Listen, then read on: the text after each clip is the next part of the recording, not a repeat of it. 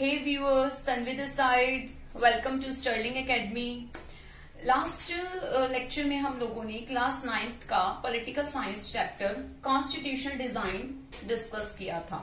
हम लोगों ने इसमें फर्स्ट टॉपिक लिया था democratic constitution in South Africa. But today's topic is why do we need a constitution.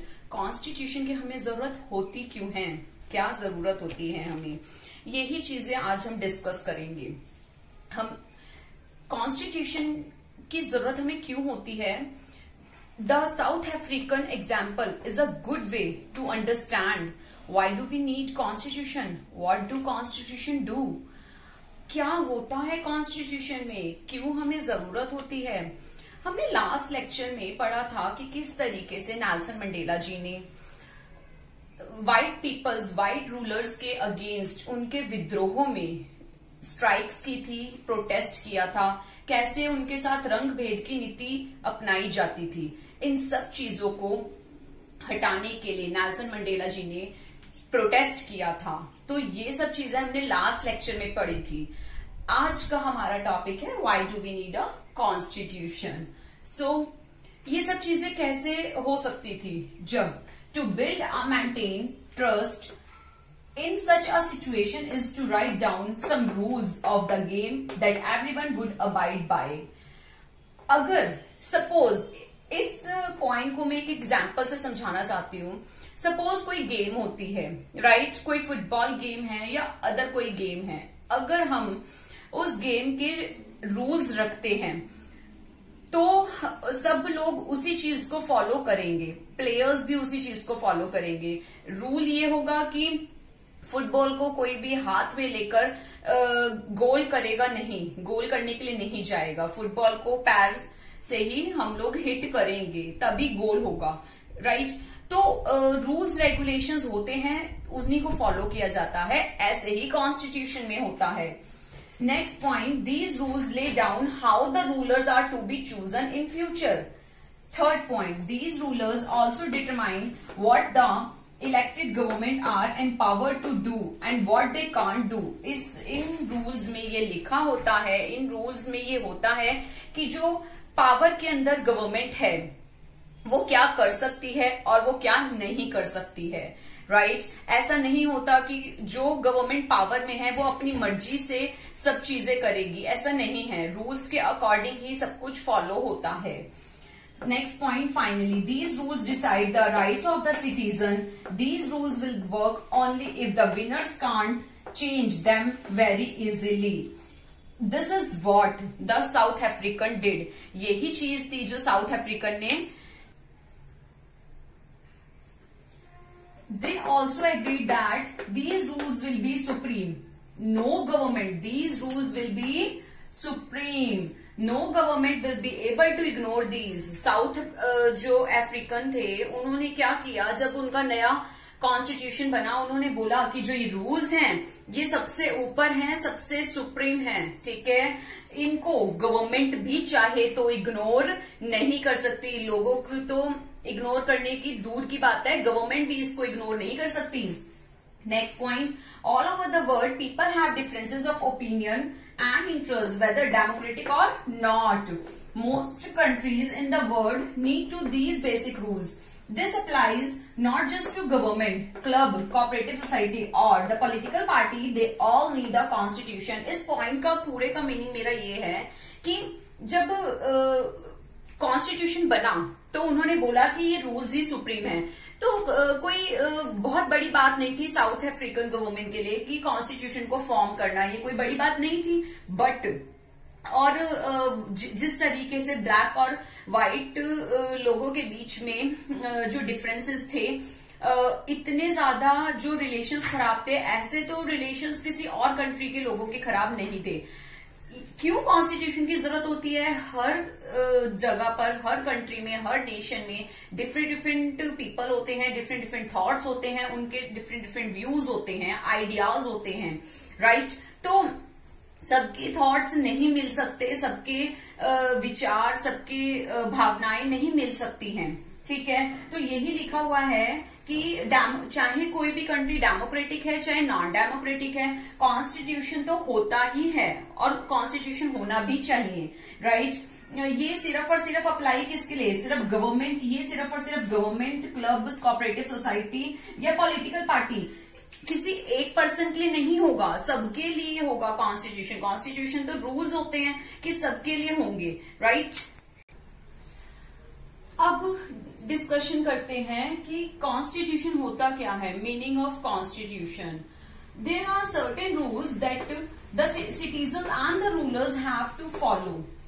कुछ ऐसे rules that the citizens and the rulers, जो शासक होते हैं वो और जो सिटीजन्स होते हैं वो, उन दोनों को ये रूल्स फॉलो करने होते हैं।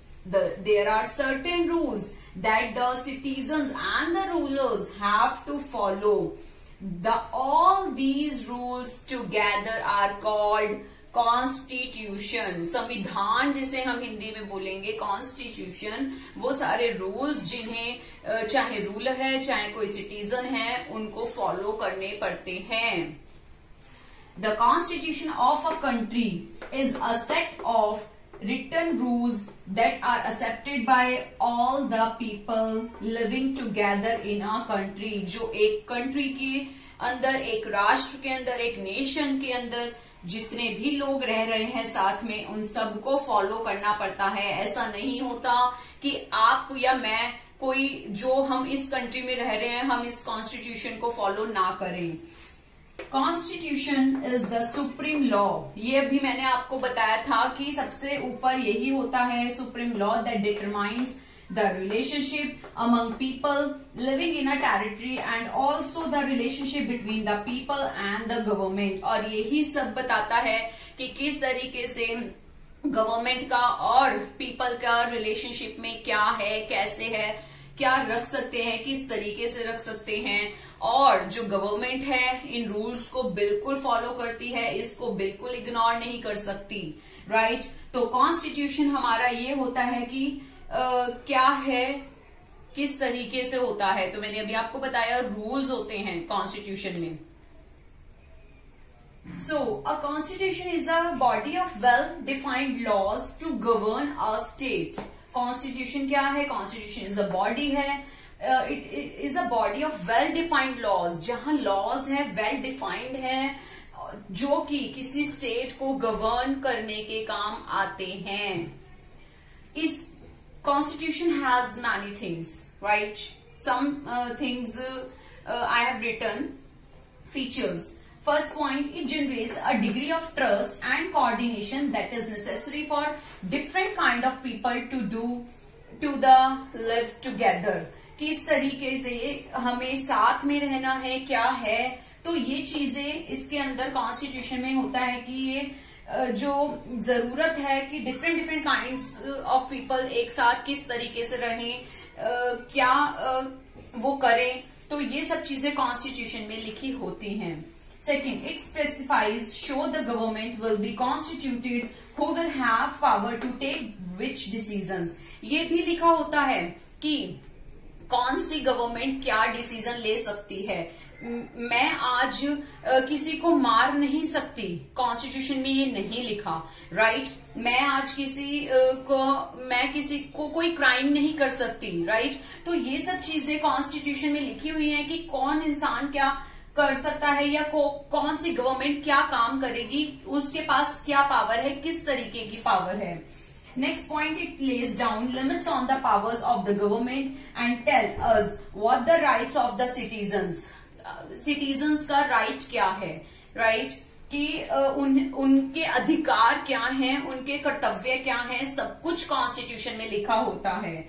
It expresses the aspiration of the people about creating a good society. और इसी वजह से एक गुड सोसाइटी का निर्माण होता है जब इंसान, जो रूलर्स हैं और जो सिटीजन्स हैं, अपने अपने रूल्स फॉलो करते हैं, तभी एक गुड सोसाइटी रहती है और तभी एक गुड नेशन बनता है। All countries that have constitutions are not necessarily democratic, but all the countries that are democratic will have constitution.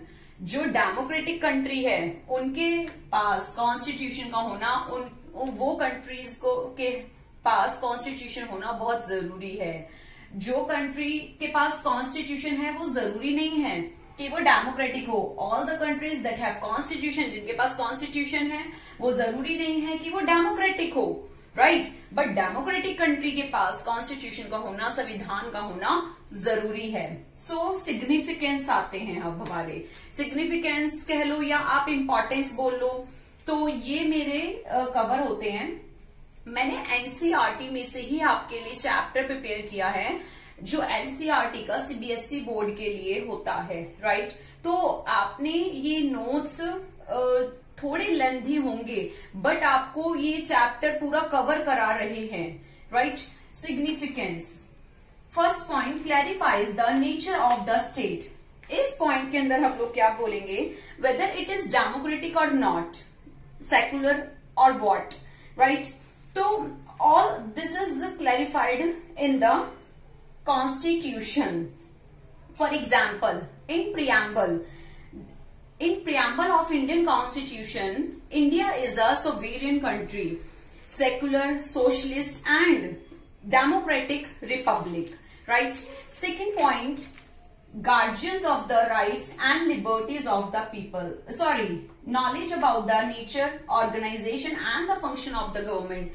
In this point हम लोग ये कहेंगे कि कौन सी गवर्नमेंट क्या काम करेगी, राइट। वो अपनी पावर्स को मिसयूज ना करे। तो इस पॉइंट में ये एक्सप्लेन किया गया है कि नॉलेज दी गई है किस ऑर्गेनाइजेशन का क्या काम है, क्या गवर्नमेंट के फंक्शंस हैं। Third point, guardians of the rights and the liberties of the people. Guardian of the right, जो कॉन्स्टिट्यूशन है ये हमारे लिए गार्जियन के रूप में काम करता है। फॉर एग्जाम्पल, जैसे मैं आपको ये बताना चाहती हूँ कि सपोज हमारे पेरेंट्स हमारे गार्जियन होते हैं, राइट। तो हम लोग कुछ गलत काम ना करें, हम सही रास्ते पे चलें, तो गार्जियंस हमारी हेल्प करते हैं, हमें सही रास्ता दिखाते हैं। सेम एज जो हमारा कॉन्स्टिट्यूशन है वो हमारे लिए गार्जियन का काम करता है, जिसके अंदर राइट्स भी होते हैं, लिबर्टीज भी होती हैं, राइट। चाहे कोई दायित्व है, चाहे हमारे अधिकार हैं, चाहे उसमें कर्तव्य हैं, ये सब चीजें लोगों के लिए जो भी हैं वो सब चीजें मेंशन होती हैं। Next point, check on the misuse of power. मैंने अभी आपको यही बताया कि कोई भी गवर्नमेंट या कोई भी पर्सन अपनी पावर को मिसयूज ना करे। फॉर एग्जाम्पल, आप ये लेकर चलें कि जिसके पास सत्ता होती है, ऐसा जरूरी नहीं है कि सबके सब ऑनेस्ट हो, राइट। कोई अपनी पावर का मिसयूज भी कर सकता है। तो इसी पे मैं आपको बताना चाहती हूँ कि कॉन्स्टिट्यूशन के अंदर सब चीजें रिटन प्रूफ होती हैं, उसमें लिखा होता है, ठीक है। नेक्स्ट है, establish the rule of the law. मैंने आपको पहले भी बताया था कि जो कॉन्स्टिट्यूशन में रूल्स लिखे हैं वो सुप्रीम हैं। Constitution is the supreme law of the country. Every organ of the country, government officials and every individual is bound to work according to the constitution. According to the constitution के according ही सबको काम करना पड़ता है। So, आज मेरा topic cover होता है why we need constitution। हम लोगों को कॉन्स्टिट्यूशन की जरूरत क्यों होती है, हम कॉन्स्टिट्यूशन होता क्या है, कॉन्स्टिट्यूशन के फीचर्स क्या हैं और उसके सिग्निफिकेंस क्या हैं। सो व्यूअर्स, आज के लिए इतना ही। प्लीज मेरे चैनल को लाइक करें, शेयर करें, सब्सक्राइब करें और अपने व्यूज मुझे बताते रहें। Thank you.